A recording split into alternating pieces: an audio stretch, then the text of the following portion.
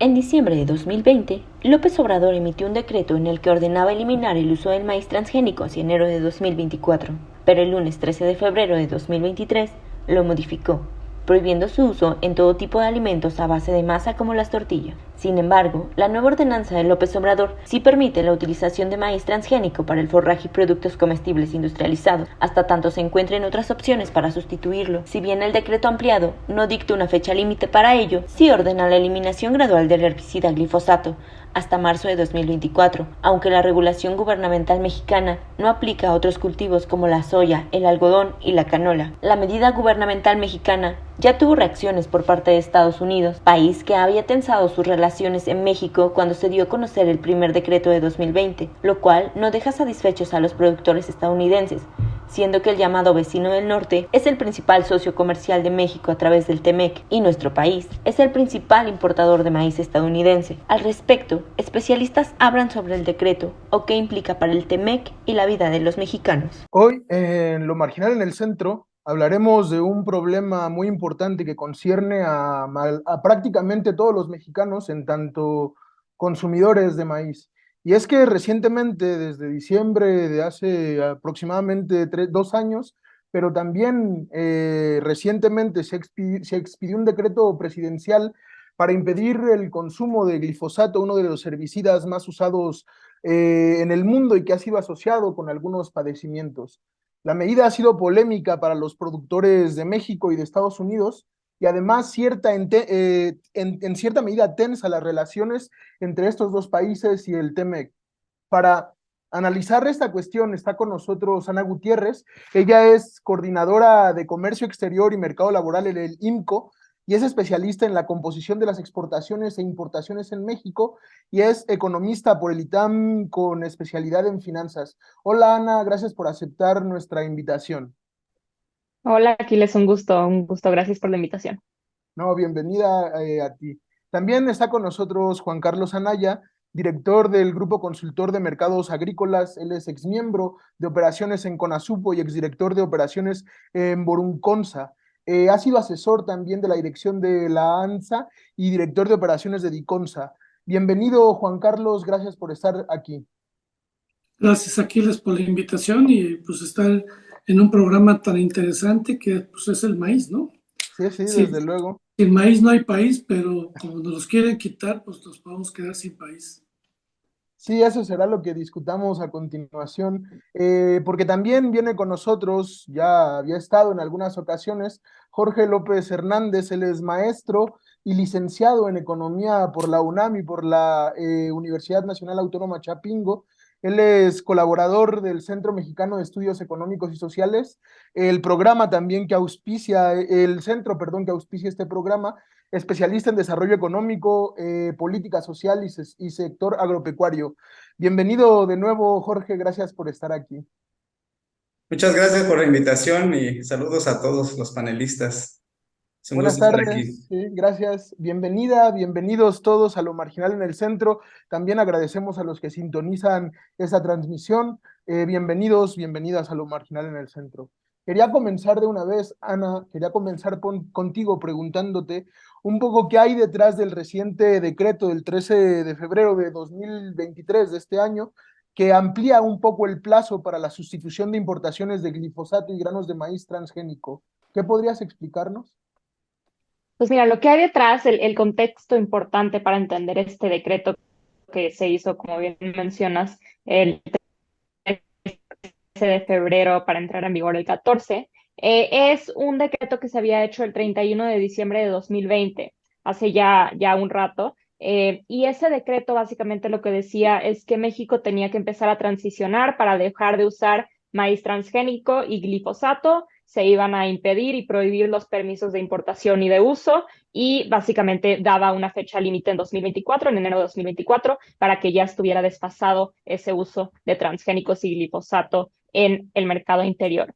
Y ese decreto estaba ambiguo, no estaba demasiado claro, y como estaba ambiguo, se prestaba la interpretación de que todo el maíz transgénico, que es el tema del que más hemos estado escuchando, todo el maíz transgénico para cualquier uso se prohibía en México. Y eso generó pues mucho ruido porque Estados Unidos es un proveedor muy importante de maíz amarillo para México y 90% de ese maíz es transgénico. Entonces, si se implementaba ese bloqueo, esa prohibición a importación de cualquier maíz transgénico para cualquier uso, eso era un golpe muy fuerte a Estados Unidos. Entonces, lo que hace el decreto de ahorita, que se acaba de hacer en febrero, es limitar esa prohibición. Ahora dicen que se prohíbe el uso y la importación de maíces y de transgénicos para consumo humano, pero todavía se permite bajo este decreto para consumo pecuario. Y lo importante aquí es que la mayor parte del maíz amarillo transgénico que importamos de Estados Unidos se va al sector pecuario, se va a alimentar a las vacas,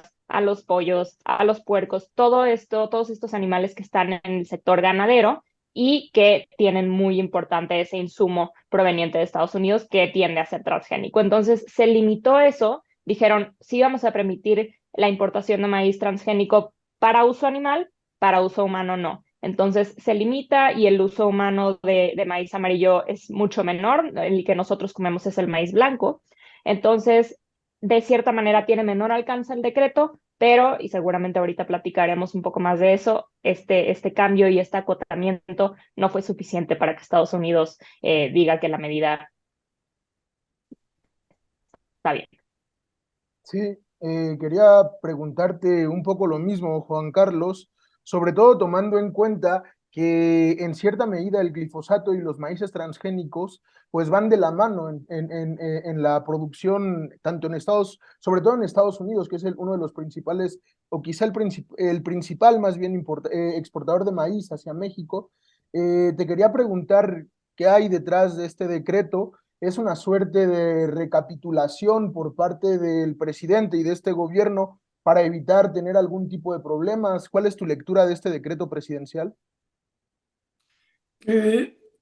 Un problema que no existía lo hicieron problema, porque, bueno, México es un país deficitario, producimos el 60% del maíz, e importamos el 40%, somos el segundo importador después de China de maíz, no hemos incrementado la producción. Y bueno, lo que vino atrás de este decreto, pues es un tema ideológico, en el sentido de que se considera que el glifosato daña la salud.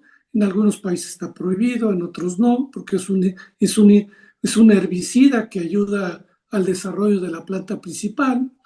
Y lo que nos llamó la atención, primero, porque fue el 31 de diciembre. Raro. Segundo, meten el glifosato y lo meten con el maíz genéticamente modificado. Se entendía que el problema era el glifosato, y meten el maíz porque asocian que el maíz, al tener trazas de glifosato, pues puede causar daños. Entonces se mete el tema del maíz en el apartado 6. Como dice Ana, el decreto pues muy mal redactado, que habla que el maíz genéticamente modificado no puede ser usado para consumo directo de mexicanos y mexicanos. Pero pues ahí se meten en un enredo porque meten al sector pecuario, ¿sí? Entonces, todo eso causó una serie pues de incertidumbre al sector pecuario, a las semilleras, a nuestros socios comerciales, y eso motivó una serie de pláticas y todo, donde el sector pecuario, el sector agroindustrial y todo, platicando con la autoridad, como que el decreto dejaba muchas cosas no claras e incertidumbres, y afortunadamente el nuevo decreto lo mejoraron, aunque dejaron todavía algunos temas en incertidumbre y más a nuestros socios comerciales, en virtud de que, como dice Ana, se resuelve el 90% de las importaciones, en virtud de que mucho el consumo pecuario e industrial se hace de importaciones. Para darte una idea, en el tema del consumo nacionales de 45 millones y medio, producimos 27 millones. En el caso del consumo humano para tortillas, tamales y todos consumimos 19 millones. Y en el caso de amarillo para industrial y lo que es pecuario, 26 millones. Es decir, el consumo industrial y pecuario es mucho más grande que el consumo humano. Y eso nos hace que México tenga que importar. Entonces, lo que más estaba causando ruido era hacia el sector pecuario y agroindustrial, principalmente para almidones y otros productos que hacemos en México. Y afortunadamente este decreto resolvió casi la mayoría del problema, salvo un detallito, que habla que si hay suficiencia de abasto, lo pueden prohibir. Que eso no va a suceder porque ni en el mediano ni en largo plazo vamos a ser autosuficientes. No hemos aumentado la producción en los últimos 4 años, seguimos con 26 y medio, 27 millones, no crece la producción en México, sí crece el consumo, entonces se resuelve. Luego viene el tema de consumo humano, donde México es autosuficiente en maíz blanco en virtud de que somos el mayor productor del mundo, producimos 24 millones, el segundo lugar es Sudáfrica, tercero Estados Unidos, pero siempre hemos importado como 1.800.000 toneladas. El año pasado importamos 650.000 toneladas de maíz blanco, que es genéticamente modificado principalmente de Estados Unidos. Pero también con el tema de la inflación, el 16, 17 de mayo se abren los cupos, se quitan aranceles donde tenía un arancel Sudáfrica.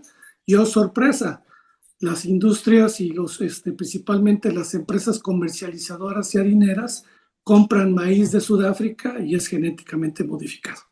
Entonces, el 6 de enero, otro decretazo, y dicen que no se puede consumir maíz blanco que sea genéticamente modificado, para lo cual las empresas ya habían adquirido alrededor de 350.000 toneladas de ese maíz genéticamente modificado. Allá hay un problema, hay barcos parados, barcos en tránsito, y el tema que se tiene en el maíz genéticamente modificado que importamos principalmente abastece al sureste mexicano y a la península, ya que es más barato importar que llevarlo del centro del país o de Sinaloa, en virtud de que el sureste mexicano es deficitario de maíz. Hay que llevarles maíz y es más barato llevarlo por barco que llevarlo por camión o por ferrocarril. Entonces, esto puede causar que el sur-sureste, al ser deficitario, si no se importa, vamos a tener que llevar con altos costos logísticos ese maíz que puede incrementar los precios de la harina, de la tortilla, a un sector donde tenemos la mayor pobreza en el sureste mexicano.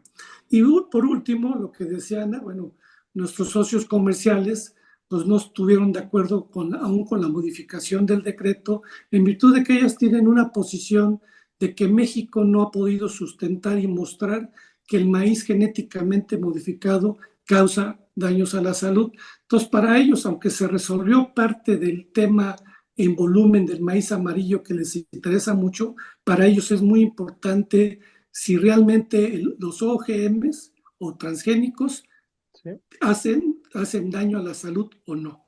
Y ese es el tema que seguramente nos llevará a una controversia y seguramente a un panel con nuestros socios comerciales. Sí, eso también lo discutiremos en el segundo bloque, un poco cuál es la situación sobre el maíz transgénico, que me parece que hay una discusión importante en torno a este maíz genéticamente modificado y al uso de herbicidas, de insecticidas, etcétera. Pero quería cerrar esta primera parte contigo, Jorge, preguntándote cuál es el sentido del decreto y qué viene a modificar. Es quizá una suerte de permitir que se siga comercializando como hasta el momento se ha comercializado el maíz entre Estados Unidos y México y dejar el problema para el siguiente sexenio. ¿Cuál es tu lectura? Sí, pues yo digo que sí, el decreto, digamos, el nuevo decreto responde pues a la presión de Estados Unidos, que es pues nada más ni nada menos que es el segundo país de destino del maíz amarillo de Estados Unidos a México, ¿no? Es el segundo país que recibimos el maíz de Estados Unidos, entonces es un volumen importante. el decreto del 13 de febrero responde a esa presión y obviamente en el mismo decreto que ya lo mencionaron los compañeros panelistas, pues está hecho, pues escrito mal, está mal escrito, mal redactado, que tienen que decir ahí que en el decreto anterior había imprecisiones de redacción que se podían malentender. Entonces, en este nuevo decreto ellos mencionan pues que definen exactamente dos cuestiones que es maíz para consumo humano, maíz para la industria, o sea, a esos niveles, digamos, el decreto, digamos, a esos niveles pues, de redacción tienen que resolver en este segundo decreto. Considero que es un decreto, pues, light, ¿sí? Es una versión light del primero, porque ya lo mencionó el compañero. Pues prácticamente la presión de los industriales o de los productores estadounidenses era en la parte del maíz amarillo, que es el mayor volumen que importa México. Entonces, tenía una fecha límite que era en marzo del 2024 para dejar de importar el maíz. O sea, había un periodo de transición que, como todos sabemos, cualquier periodo de transición, pues si no se establece correctamente los mecanismos de transición, puede provocar un desastre prácticamente. Entonces, el decreto del 2020 pues se hace con los pies porque no se toma en cuenta prácticamente la situación técnica de la producción de maíz y las necesidades de la industria. Prácticamente cómo vamos en 2 años, 3 años, cómo vamos a sustituir ese maíz amarillo que la industria lo necesita, que pues la producción de proteína animal lo necesita. Entonces, ¿de dónde vamos a sacar ese maíz no transgénico, dado que los mayores productores de maíz amarillo pues lo hacen con, digamos, esa tecnología, ¿no? Entonces sí hay, digamos, una cuestión que, para no entrar en controversias, México o el gobierno de la cuarta transformación pues hace un decreto light para evitar esas controversias. Y además, pues no hay evidencias que justifiquen, o sea, evidencias de carácter pues nacional que justifiquen ese decreto. Sale el CONACYT a decir prácticamente pues hay con un mensaje prácticamente panfletario de decir pues se encontró la evidencia suficiente para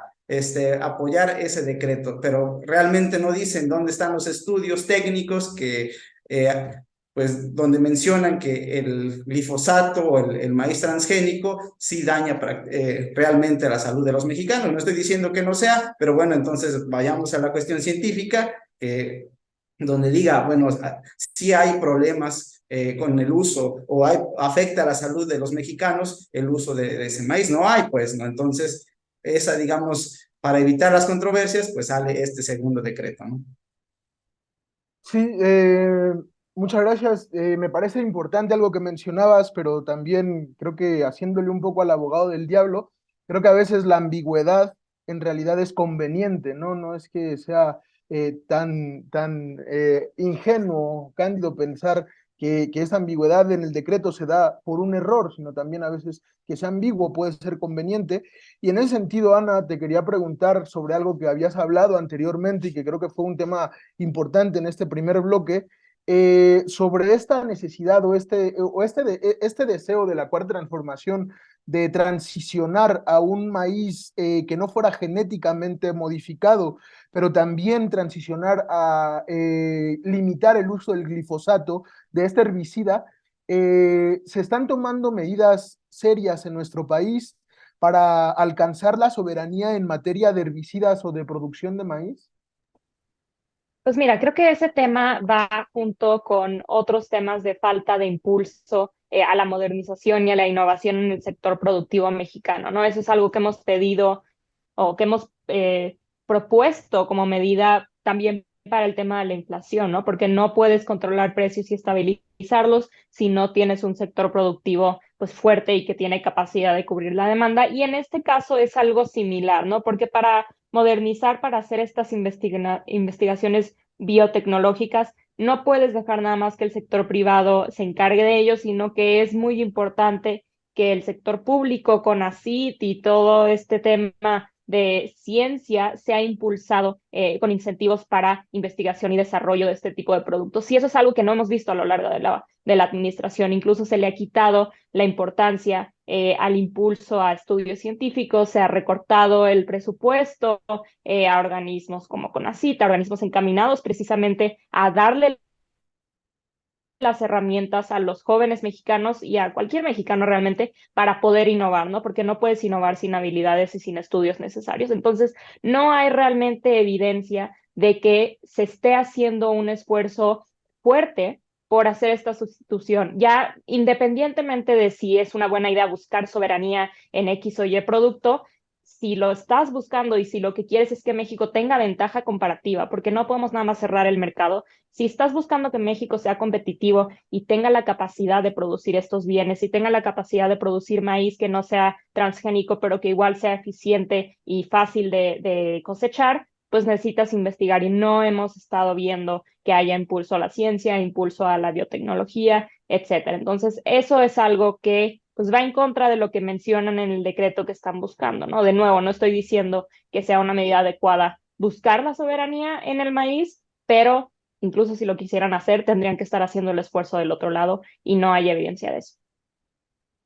Sí, en ese mismo sentido te quería preguntar, Juan Carlos, sobre todo porque creo que ha sido muy enfático, y no solo aquí, sino en otros momentos, ha sido muy enfático en que detrás de esta cuestión se esconde un asunto ideológico en donde quizá no se ha comprobado científicamente que el maíz genéticamente modificado, por ejemplo, sea causante de algunas enfermedades, es decir, que hay un estigma permanente en torno al maíz genéticamente modificado y al glifosato que tú has mencionado en algunos otros espacios y aquí un poco también al principio lo mencionabas. Esta medida, digamos, atenta contra la producción de maíz, más bien contra la soberanía alimentaria del país, que pueda crear un tipo de maíz que tenga características distintas. Mira, para empezar, el tema del glifosato es prohibir por prohibir, ¿no? O sea, prohibieron algo que no hay un sustituto todavía y CONACYT no ha hecho nada, así como la vacuna patria, pues no lo ha logrado. Y la realidad, pues cada día vamos para atrás, hasta le quieren cambiar de nombre al CONACYT, ¿no? Recursos tienen, el tema es que no están usados adecuadamente e internamente traen problemas hasta de demandas. Creo que hemos ido para atrás en el tema de CONACYT y CONACYT pues no debiera ser el rector. Para eso tenemos una Secretaría de Medio Ambiente. CONACYT es para estudios, investigación, como dice Ana. Entonces, sí se ha metido el tema ideológico. En virtud de que no han encontrado el glifosato, sí han disminuido las importaciones del glifosato y nunca le han preguntado a los productores si están de acuerdo o no. Son decisiones de los que no producen. No le preguntan a los que producen. Pero bueno, esa es la situación que vivimos. Y nosotros haciendo un estudio cuando salió del glifosato, sí vemos impactos, porque no nada más es maíz, entran muchos productos y hasta pastos en el uso del glifosato, que es una manera de aumentar la productividad, disminuir costos. Entonces, en un análisis que hicimos hace 3 años, veíamos que en el caso del maíz, en las 2 cosechas, primavera, verano y otoño-invierno, la eliminación del glifosato, en lugar de ir a favor de la seguridad o la autosuficiencia, iba en contra, podría disminuir la producción en el orden de 700,000 toneladas. Entonces vamos para atrás si lo que queremos es. Entonces, el glifosato creo que es un tema que vuelvo a lo mismo, es ideológico. Sí, algunos países está prohibido, pero no tenemos un sustituto todavía por parte del gobierno que pueda sustituir este producto. Y en el otro tema del maíz que tú dices genéticamente modificado, la realidad, volvemos al mismo tema. Hay estudios de gente de la UNAM, del CINVESTAB, de varias instituciones que se publicó en 2017, que publicó y que coordinó Francisco Gonzalo Bolívar, que es un científico mexicano de la UNAM, acerca de los transgénicos, grandes desafíos, ausencia de daños y mitos, donde ellos hablan de que el maíz genéticamente modificado es un producto inocuo y llevamos más de 25 años consumiéndolos y no hay elementos que digan que cause daños a la salud. Sí hay los elementos, es un documento de 500 páginas y con mucha sustancia, que yo no entiendo por qué no lo ha visto el CONACYT y los subsecretarios que tienen que ver con este tema, por científicos mexicanos, no de Estados Unidos. Los americanos, como dice Jorge, han manifestado, y yo lo que siempre reflexiono es los países que producen maíz genéticamente modificado o productos genéticamente modificados como es tomates, es algodón y todo, pues ni modo que las autoridades de salud y sanitarios fueran tan irresponsables y éticos de permitir producir un producto que hiciera daño a la salud, ¿sí? Y por eso, aunque es muy importante el tema del maíz amarillo que se arregló porque es el gran volumen que nos exportan, ¿sí? Los americanos no es que ya se resolvió y ahí van a estar contentos, pero no es un tema de que ya me dejaste exportar maíz amarillo, es un tema, muéstrame que los genéticamente modificados hacen o no. Entonces, la realidad es un tema más de fondo científico que dicen los americanos, muéstrame.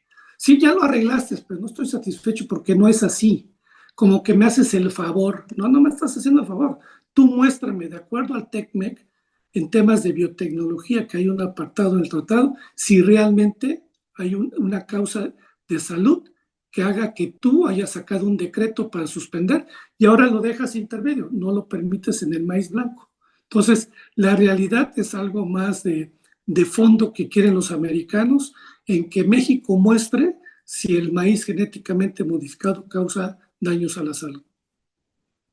Sí, por último, en este bloque te quería preguntar, Jorge, sobre todo en la línea en que hablaba Ana y también un poco sobre lo último que mencionaba Juan Carlos, te quería preguntar, en primer lugar, quizá no tanto si es deseable la soberanía alimentaria en México, pero sí ha sido una de las banderas de la Cuarta Transformación desde el inicio del gobierno, y te quería preguntar si se están tomando medidas para alcanzar esta soberanía en materia de herbicidas y también de producción de maíz. Sí, bueno, pues yo creo que un país soberano en la cuestión de alimentos, pues es deseable, dado que pues políticamente, pues es deseable que un país produzca cierto porcentaje de sus alimentos, no la totalidad, porque es imposible, pero sí, digamos, más del 60% de sus alimentos es recomendable. Sin embargo, pues México no puede producir todos sus alimentos, dado su orografía, digamos, la naturaleza de las tierras. No, México no tiene las tierras suficientes, digamos, para producir todos sus alimentos y principalmente, pues, maíz, que es un cultivo que se produce principalmente en los grandes valles de Estados Unidos, de Iowa, principalmente donde, pues, digamos, la diferencia de tierras y los costos de producción, pues, son muy bajos, dado la aplicación de producción a gran escala. Entonces México pues no puede aplicar, digamos, tiene los valles aquí en Sinaloa, en Sonora, pero pues digamos son mínimos. Entonces, pues sí, México, digamos, en la producción de maíz, digamos, está en desventaja con Estados Unidos. Ahora bien, pues está haciendo, el gobierno de la 4T, que es el que está decretando, pues prácticamente no está haciendo nada para esa tan llamada soberanía alimentaria, ¿no? Y principalmente en maíz. O sea, sí menciona en los discursos del presidente y sus colaboradores que se está buscando la soberanía alimentaria, pero ya comentaba la compañera que, pues, y el compañero también, que es una cuestión, pues, de ciencia, porque para incrementar la soberanía, es decir, pues también incrementar la producción de maíz, pues sí se necesita investigación, y no solo investigación, sino también transferencia de tecnología, porque la investigación es una parte, ahora hay que transferir a los productores y los productores tienen que ver que esa tecnología nueva, que sea viable y que la adopten. Se requiere pues inversión al sector productivo, en este caso al campo, paquetes tecnológicos, infraestructura hidráulica, seguros, créditos, etcétera. Se necesita, digamos, digamos, una revolución prácticamente, una segunda revolución en el campo donde ayude a incrementar, en primer lugar, la productividad, dado que ya no se puede expandir la frontera agrícola en gran cantidad, y entonces la vía, digamos, para incrementar la producción es la productividad. Entonces, ahí, para incrementar la productividad, sí se requiere de investigación seria y con grandes inversiones para llevar a cabo esta investigación y que se pueda transferir a los productores. No se está haciendo, se ha reducido el presupuesto, prácticamente el gobierno de la 4T tiene una visión como si quisiéramos regresar al pasado de seguir produciendo bajo un esquema de agroecológico, que no está mal, que está bien, pero a nivel del mundo actual, de las necesidades de alimentos, pues es imposible que la producción agroecológica pueda producir los alimentos suficientes para alimentar a la población del mundo y de México, ¿no? En este caso, entonces, pues no hay una claridad, digamos, en la visión de este gobierno sobre las políticas sobre el campo. Sí, para terminar con este programa, quisiera cerrar con una última pregunta. Voy a pedir un poco de brevedad porque el tiempo se nos acaba, pero quería cerrar preguntando un poco en qué posición, y preguntándote a ti, Ana, naturalmente, porque fue contigo con quien empecé. Quería preguntarte en qué posición nos deja a México como país en estas negociaciones con Estados Unidos, y ahora que, digamos, ellos el decreto lo aceptan, más bien exigen más pruebas, quizá ahora ellos tienen la posibilidad de exigir algún otro tipo de negociaciones o algún otro tipo de prebendas. ¿Cómo lo ves? ¿En qué situación estamos en estas negociaciones con Estados Unidos?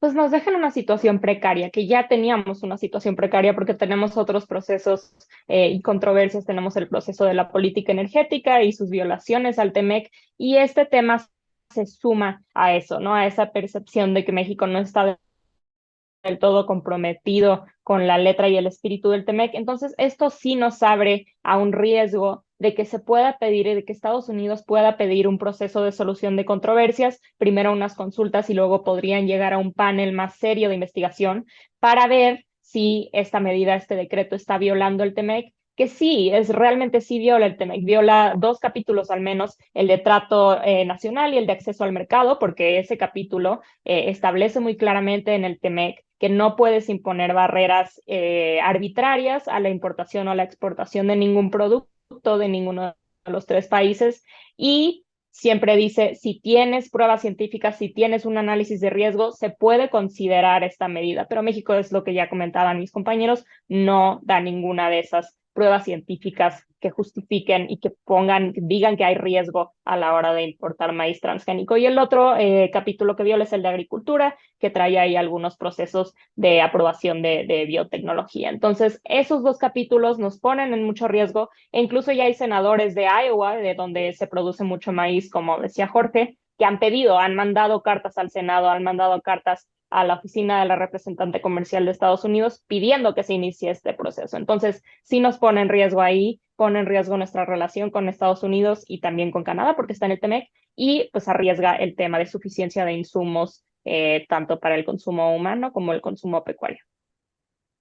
Juan Carlos, quería cerrar preguntándote también exactamente la misma pregunta. Ya nos dijo Ana que nos deja en una posición un tanto vulnerable en la negociación con Estados Unidos, pero ¿qué consecuencias podría traer esta vulnerabilidad en términos políticos? Bueno, la vulnerabilidad es que al perder el panel, pues va a haber repercusiones que pueden ser costosas, porque acuérdate que no nada más tenemos esta, tenemos la energética, y una de las preocupaciones del sector agropecuario agroalimentario es que se vengan contra el sector agroalimentario, donde México tiene un superávit, somos grandes exportadores, somos el 7º exportador del mundo, pero nuestro principal cliente es Estados Unidos, y ahí nos debilitaría. porque así como Estados Unidos nos vende mucho grano, mucha materia prima, nosotros les vendemos muchas frutas y hortalizas, les vendemos mucho azúcar, mucho cerveza, agaves, y entonces ellos nos tienen un tema de vulnerabilidad. La realidad es que México afortunadamente tiene una balanza superavitaria, pero ellos tienen un arma muy fuerte de meternos aranceles a estos productos que han mostrado que México tiene ventajas comparativas, no en granos, ahí no está nuestra fortaleza.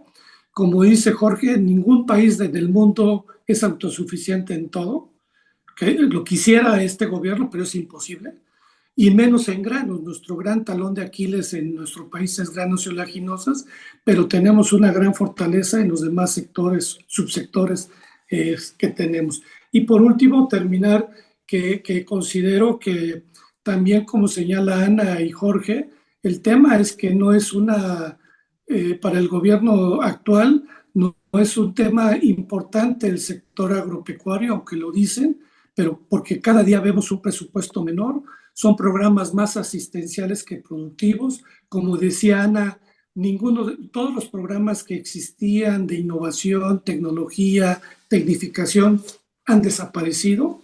Solamente son programas para votos asistenciales que productivos. Y por eso México cada día está perdiendo su tema de seguridad en granos y oleaginosas, que como la señala la FAO, cuando menos debiera ser del 75%. En granos y oleaginosas solamente estamos produciendo el 52% y eso nos pone en una posición vulnerable, aunque tenemos a nuestro socio comercial que es el gran productor, pero sí considero que debiéramos no depender tanto del exterior, pero hay que invertirle en bienes públicos para que nuestro campo se vuelva más productivo en el tema de granos y oleaginosas. Bien, Jorge, cierro contigo preguntándote cuáles son los escenarios posibles que se pueden pensar en estas dificultades comerciales que se pueden suscitar con Estados Unidos y también en relación con nuestra dependencia económica a ese país. Sí, bueno, yo creo que el principal escenario que se avisora es el de las controversias comerciales con Estados Unidos, dado que en el grupo, digamos, gobernante, si hay, digamos, un grupo que está respaldando, un grupo político que está respaldando ese decreto, que sí cree realmente que pues el problema de la producción industrial con digamos, los agroquímicos, pues sí afecta, digamos, la salud, el medio ambiente. No estoy diciendo que no sea así, pero, digamos, dadas las circunstancias de producción, pues así, digamos, la sociedad, dada la experiencia de producción por muchos años, pues esa es, digamos, la mejor forma de producir los alimentos hasta actualmente, ¿no? Si no hay otro, digamos, otro método de producción más sustentable, pues no podemos quitar algo que está dando resultados, ¿no? Entonces, el grupo político que se respalda ese decreto, pues sí cree realmente que el uso de los transgénicos, dada la gran biodiversidad de razas de maíces en México y el uso del glifosato, pues sí dañan el medio ambiente y la salud. Entonces, hay una posición, digamos, política fuerte de ese grupo, pues que no va a dejar, digamos, que se eche para atrás ese decreto, pero también está, digamos, el lado, pues la presión comercial de los productores a gran escala, que también pues obviamente tienen su peso político por ser los grandes productores de alimentos. Entonces, digamos, va a haber una, digamos, pues una lucha ahí entre, digamos, poder interno entre el gobierno de la 4T, que prácticamente pues va a orillar a estirar, digamos, a tensar las cuerdas y hasta que pues Estados Unidos ponga que tiene digamos, la fuerza de poner y decir, bueno, pues imponer sanciones comerciales, como ya los que mencionaban, y entonces, bueno, puede ser que México se retracte y ponga otro decreto mucho más light, ¿no? Entonces, yo considero que la posición ahorita del gobierno va a seguir siendo esa de seguir prohibiendo la importación de los agroquímicos y del maíz transgénico, pero va a llegar un momento, dada la presión de Estados Unidos, que pues México tiene que ceder pues prácticamente, seguir dejando el comercio de maíz transgénico, ¿no? Es, digamos, lo que yo puedo ver. Sí, pues muchas gracias. Creo que ha sido una discusión muy importante en torno a esta cuestión que es sin duda fundamental para la alimentación de las mexicanas y de los mexicanos. Creo, sin embargo, que quiero cerrar con algo que se ha dicho en el programa, pero que también creo que tiene una significación importante, que es precisamente el componente político de esta decisión, que es un poco una capitulación por parte de la Cuarta Transformación, que en un principio parecía que iba a presentar un proyecto sumamente radical para eliminar el maíz transgénico y el glifosato en México, y que al final, pues ya sea por el desgaste mismo de la Cuarta Transformación, ya sea porque se está acabando el sexenio, ahora parece que esta decisión de hacer un poco más light esta cuestión en realidad tiene consecuencias económicas importantes. Muchas gracias, Ana, por participar. Muchas gracias, Juan Carlos, por aceptar venir también. Gracias, Jorge.